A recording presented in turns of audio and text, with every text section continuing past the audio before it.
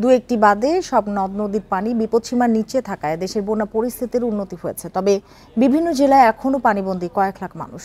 বন্যার পানি নামছে ধীরগতিতে, ফুটে উঠছে রাস্তাঘাটের ক্ষতচিহ্ন, দেখা দিচ্ছে নানান রোগবালাই।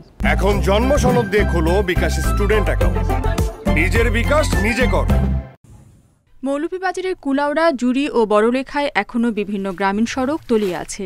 2 লাখের বেশি মানুষ পানিবন্দী, বন্ধ শতাধিক শিক্ষা প্রতিষ্ঠান। পানি নামছে ধীরগতিতে। যাওয়া লাগে অনেক কষ্ট, বাজার করতেও যাওয়া লাগে নৌকায়, আওয়া লাগে নৌকায়। বেমার আজারর এই পানি খেতি করে পাওয়া রোগ হয়ে যায়, পাওয়া কাউ যায়, পাওয়া কাউ যাইলে গা হয়ে যায় গিয়া।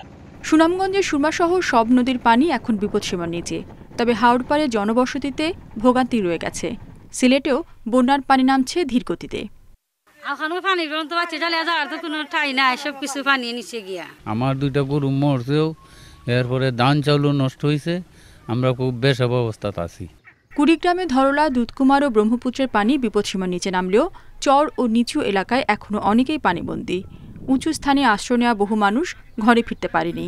বিগত 10-15 দিন থেকে আমার বাড়ি তলায় আছে, গরু বাছুর নিয়ে খুব একটা অসুবিধার মধ্যে আছি, কাজকর্ম নাই। দীর্ঘ আজকে মনে করেন 15 দিন দিয়ে একটা না এখান থেকে আসি, পানি আসি আবার যায় ফিরে আসি।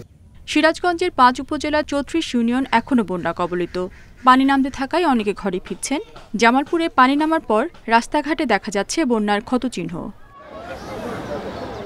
বন্যা কবলিত এসব জেলায় পানিবাহিত রোগ দেখা দিচ্ছে। রেশমি নন্দী, ইন্ডিপেন্ডেন্ট নিউজ।